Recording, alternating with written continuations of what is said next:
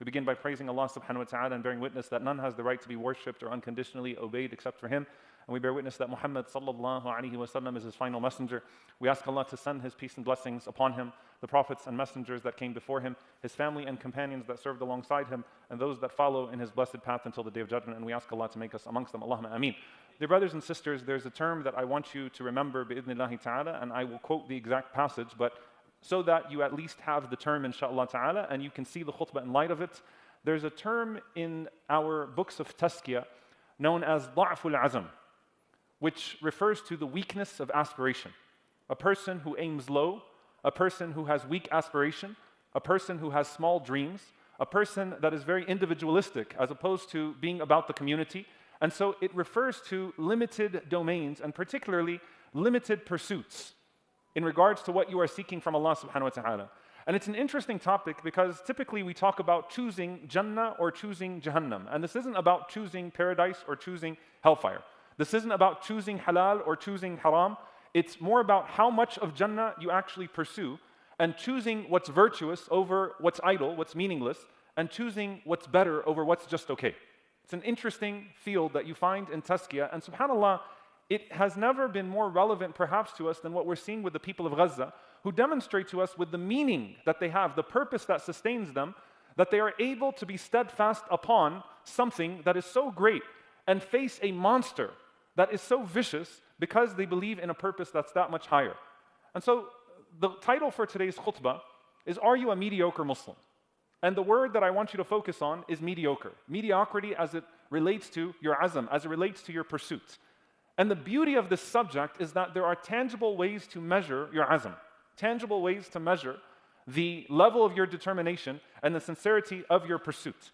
And what you'll find in these chapters is that there are plenty of examples that are given for us about how motivated people are when it comes to the dunya versus the akhirah. You know, subhanAllah, you meet people and very few people don't have ambitions as a whole. Very few people don't have goals as a whole. But it's what those goals are about and what they're willing to do with these goals. And so it's one of those chapters, if you open up and Imam al-Ghazali rahimahullah ta'ala talking about it, or Ibn al-Qayyim rahimahullah talking about it, there is worldly example after worldly example after worldly example. This is how you act with things that you want in this world. This is how you act with the goals that you set for yourself in this world. Now compare that to the goals that you set with the deen of Allah subhanahu wa ta'ala. And it's more about striving with your Iman rather than merely surviving as a Muslim. Like, I'm okay with just being that Muslim that prays 5 times a day, that does what he has to do, and move on, right? And taking it to something greater. Abdullah ibn Abbas radiallahu ta'ala anhuma, he frames this discussion in the ayah from Allah subhanahu wa ta'ala, إِنَّ اللَّهَ اشْتَرَى مِنَ الْمُؤْمِنِينَ أَنفُسَهُمْ وَأَمْوَالَهُمْ بِأَنَّ لَهُمُ الْجَنَّةِ. That verily Allah has purchased from the believers their lives in their entirety and their wealth in its entirety in exchange for Jannah. And he says, if you look at this ayah, Allah Azza wa Jal is giving us a rule that the loftier the price, the loftier the aspiration has to be. The loftier the price, the loftier the aspiration has to be. There has to be something that matches it in proportion. And subhanAllah, there's a very powerful hadith from the Prophet ﷺ that shows you the opposite of this. This is Allah talking about Jannah. What about dunya? Which actually comes from the word dani. It's lower. It's something that Allah doesn't care about. Therefore, Allah subhanahu wa ta'ala says, go ahead and take it. If this is what you want, take it. And listen to what the Messenger of Allah sallallahu alaihi wasallam says, and frame it with what you see every day. قال صلى الله عليه وسلم لو كانت الدنيا تعدل عند الله جناح بعوضة ما سقى كافرا منها شربة ماء. That if this dunya was worth to Allah subhanahu wa ta'ala the wing of a mosquito, Allah subhanahu wa ta'ala would not allow a disbeliever to even have a sip of water from it. It's actually an incredible hadith, especially when you look at it side by side with that ayah from the Quran. What does this mean? You see people that curse Allah day and night. You see people that oppress. You see people that live lives that are entirely unholy and ungodly. Yet Allah subhanahu wa ta'ala says, go ahead and take the dunya. If this is what you want, a parable, and to Allah belongs the highest example, is someone coming in front of your house and drinking out of the sewer or eating out of your trash can. That's trash. That's sewage. The dunya to Allah subhanahu wa ta'ala is not worth the wing of a mosquito. This is what you want? Fine. Go ahead and take it. 80 years, 90 years, you want palaces, you want cars, you want good clothes? Fine. Right? And for us, we watch this all play out in front of us and we're like, how is Allah still letting this person have this? Despite the way that they are. Whereas that other person is paying with the price of their lives, their homes, their entire existence. بِأَنَّ لَهُمُ الْجَنَّةِ. Because Allah Azza wa Jal has written for them Jannah. What they are pursuing and what they're sacrificing matches the value of the goal. And so if you see the dunya as mattering so much, then you're not going to be able to come to terms with what you're witnessing outside. How is it that these people live such great lives? And they're such terrible people. And so you get back to the core of purpose. I chose this khutbah based upon one of my favorite passages from Al-Fawaid. And I have to read it in its entirety in Arabic, and then I'll do the translation, بإذن ta'ala. Imam Ibn al-Qayyim rahimahullah says in his Fawaid, قال يا ضعيف العزم أين أنت والطريق. He says, oh, you who is weak in your aspirations, weak in your resolve, where are you in regards to the path to Allah subhanahu wa ta'ala? Then listen to what he says. قال طريق تعب فيه آدم وبكى لأجله نوح ورمي في النار الخليل وأبجع ذي الذبح إسماعيل وبيع يوسف بثمن بخس ولبث في السجن بضع سنين ونشر بالمنشار زكريا وذبح السيد الحسور يحيى وقاس الضر أيوب وزاد على المقدار بكاء داود وعالج الفقر وأنواع الأذى محمد رسول الله صلى الله عليه وسلم فكيف نحن باللهو واللعب. He says, oh, you who's weak in your resolve, where are you on this path? The path of the prophets, the path of the righteous, a path upon which Adam alayhi salam exhausted himself, a path upon Nuh alayhi salam crying for almost 1,000 years, a path that led to Ibrahim alayhi salam being thrown into a fire, and then his son Ismail alayhi salam being laid down for sacrifice, a path that led to Yusuf alayhi salam being enslaved and sold cheaply and imprisoned, a path that led to Zakaria alayhi salam being sewn into two, and his son Yahya alayhi salam beheaded, a path by which Ayyub alayhi salam cried and endured all sorts of afflictions, and Dawood alayhi salam wept beyond measure, and a path with which Muhammad sallallahu alayhi wasallam struggled with all of its poverty and with all of its harm. So how can we expect to claim to be on this path by play and by amusement? I want to say something about this text and actually how we look at texts like this usually. Usually, if you found this on your social media feed or if someone sent it to you, the primary takeaway, the primary message is, you're going to be okay. Be patient. Because other people have gone through this. And don't worry, Ayyub alayhi salam went through this. And you've been through, and other people have been through difficulty. So don't worry, be patient. Inna ma'al usri yusra. With hardship comes ease. I actually, subhanAllah, want to reframe the message altogether and ask you to be a little bit more critical when you see messages like this being sent to you. This is actually not a be patient message. This passage is not a be patient message. This is, there are people who came before you who were patient and who endured sacrifice because they lived for Allah's mission and not themselves. This is not a be patient message. It's sort of like the multiple Rumi messages, and now Ghazali is getting into yoga and hip messages too, and like taking these messages that are meant to be messages of ulul azm and messages of ulul himma, aspiring for something greater, and turned into, you're going to be okay. It's okay that your car just broke down. It's okay that you just went through this hardship. This is not a sabr message. This is a live for something greater than yourself message, and then endure whatever that comes for that message. This is what Ibn al-Qayyim rahimahullah ta'ala is saying. What are you willing to do and what are you willing to endure for the sake of Allah subhanahu wa ta'ala? Pushing yourself beyond mediocrity. And as you start to read what Ibn al-Qayyim rahimahullah gives in terms of examples, they're all worldly examples, but they're almost all outdated or they don't fit our context. So he talks about how you would be patient in raising your camel. He talks about how you would be patient in tending to your sheep. He talks about how you would be patient with milking. No, let's give it inshallah ta'ala, your modern context while still maintaining the message. He talks about when you ask a child, what do you want to be when you grow up? SubhanAllah, it's very powerful. Back then, there were worldly professions and there were professions that were generally considered within the domain of the spiritual and things of that sort. Now, worldly professions can also be professions for the sake of Allah subhanahu wa ta'ala. But if a person says, I want to be a doctor, I want to be an engineer, I want to be this, I want to be that, there's an entire pathway that's put forward. He says the resources that you spend towards becoming that thing, right? This becomes sort of like the entire house has to think about how we're going to put so-and-so through this so that they could reach that goal. This is going to require this many years of work. This is going to require this much money being put forward. It becomes an entire family effort. And he talks about this in the capacity of raising a faris, or raising a warrior, or raising a tajir, raising a merchant. But we have these examples with ourselves as well. And if a child answers only in a worldly context and has no goals for themselves beyond simply a certain career and making a certain amount of money, that's not an indictment of the child. He says that's an indictment of the culture around that child. Because a community raises what is like it in its next generation. The tabi'een were the tarbiyah of the Sahaba. They were molded in the same spirit as their parents, that you die for what we died for, you live for what we lived for. And then he talks about the way that you train your body. You wake up at a certain time. You put yourself through a certain amount of physical reps and exercise, strict dieting, all of that, so that you can get your body to a particular point. And he talks about the hustle of this world and the tiredness of this world and pursuing of this world. And if you were to compare that with your pursuit of Jannah, all of this to say, dear brothers and sisters, so that we don't go into the abstract and leave off the practical, that this is talking about what you want and what you do for what you want. And so being a mediocre Muslim falls under two buckets: being undisciplined or being unwilling. Being undisciplined or being unwilling.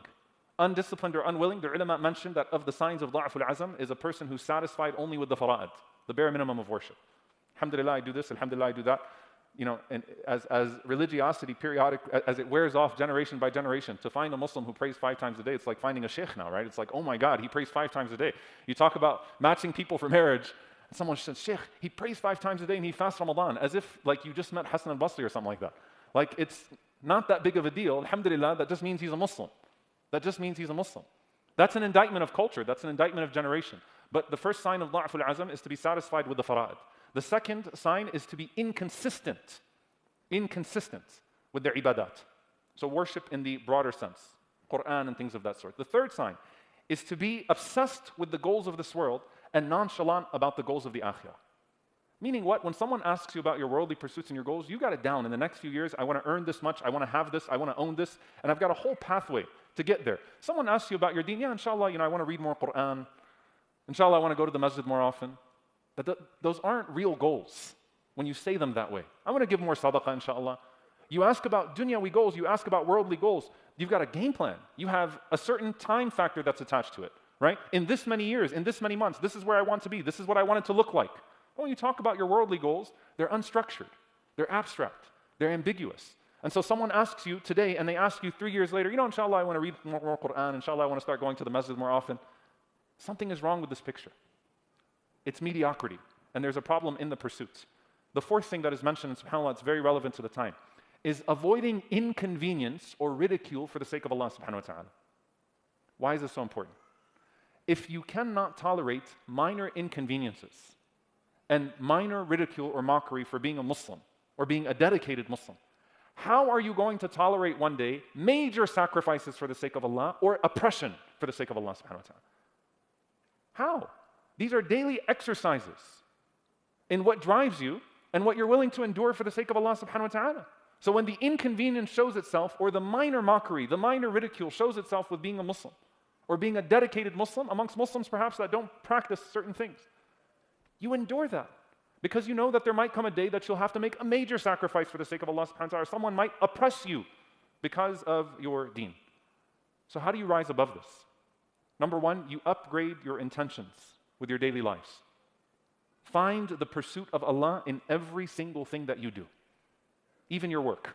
Find the pursuit of Allah subhanahu wa ta'ala and insert it there. Number two, when you ask Allah subhanahu wa ta'ala, when you make dua to Allah subhanahu wa ta'ala, ask Allah subhanahu wa ta'ala for the highest and the best. The Prophet ﷺ said, when you ask Allah for Jannah, don't just ask Him for Jannah, ask Him for Firdaus. Ask Him for the highest level, not just anywhere in Jannah. And there's a work that has to match that dua as well. Number three, when it comes to your ibadat, how do you improve its quality and its quantity? And so how do I lengthen my sujood but add a sunnah prayer? How do I lengthen the amount of Quran that I'm reading on a daily basis but add baked in time for tadabbur and tafakkur, contemplation and remembrance? The point is, how do I add regularly to its quality and to its quantity? Number four, set high, long-term goals for your deen and have measurable, small, disciplined ways to get there. And revisit it frequently, the same way that you do with your worldly goals. You want to get to this place in 3-4 years? What does that look like for the next month? What does that look like for the 6 months ahead? And make yourself accountable to those goals. The last two things, dear brothers and sisters, choose strong company. SubhanAllah, you don't just surround yourself with people that don't cause you to sin, you surround yourself with people of a lofty himmah, people of lofty ambitions. And this is when Allah Azza wa Jal says, وَفِي ذَلِكَ فَلْيَتَنَافَسِ الْمُتَنَافِسُونَ. Let those who are competitors compete over Jannah. Let those who like to compete We move towards things. We compete over things. Let them compete over that. Look at the people around you and ask yourself, not just, do they not make me sin? Do they motivate me towards something that's greater? And in that, subhanAllah, you find that those that compete over the palaces of Jannah instead of the crumbs of this dunya, Allah Azza wa Jal arranges all of their affairs. It's hadith from the Prophet sallallahu alaihi wasallam, where he said alayhi salatu wassalam, "Man kanat ad-dunya hamma, farraqa Allahu alayhi amra, wa ja'ala faqrahu bayna 'aynayhi, wa lam ya'tihi min ad-dunya إلا ما كتب له ومن كانت الآخرة نيته جمع الله له أمره وجعل غناه في قلبه وأتته الدنيا وهي راغمة." The Prophet ﷺ said, whoever is focused only on this world, Allah Azza wa Jal will confound his affairs. فرق الله عليه أمره. Everything will be all over the place. By the way, don't read this hadith only in terms of money. It's actually a problem with this hadith. Whoever makes the dunya, the world, the life of this world, their greatest concern, Allah Azza wa Jal will put it all over the place. Will scatter it for them. So they constantly feel like, I can't catch up with this or this or that. It's not just money. It's everything that is worldly in its nature. And Allah subhanahu wa ta'ala will cause that person to fear poverty constantly. He'll put poverty right between their eyes so that they only see poverty. They only see, but they're not getting to where they need to get. And the Prophet ﷺ said, whoever pursues the hereafter, whoever pursues the akhirah, Allah Azza wa Jal will gather their affairs for them. وَأَتَتْهُ الدُّنْيَا وَهِيَ رَاغِمَةٌ. And he has richnesses in his heart, and it's like the world is chasing after that person. Allah Azza wa Jal is arranging their affairs for them. To tell you that when you dedicate your affairs to Allah subhanahu wa ta'ala, you entrust Allah Azza wa Jal to the things that you're naturally having to sacrifice for His sake. Like, I don't have as much time to do this because I'm doing this now. I don't have as much to spend on this because I'm spending on this now. Allah subhanahu wa ta'ala will do your books for you. Allah Azza wa Jal will put those affairs in order for you. And Allah subhanahu wa ta'ala will gather it for you in your heart. And the last thing in this regard, you know, subhanAllah, you talk to a kid and you say, what do you want to be when you grow up? Oh, you know, I want to be this, I want to be that.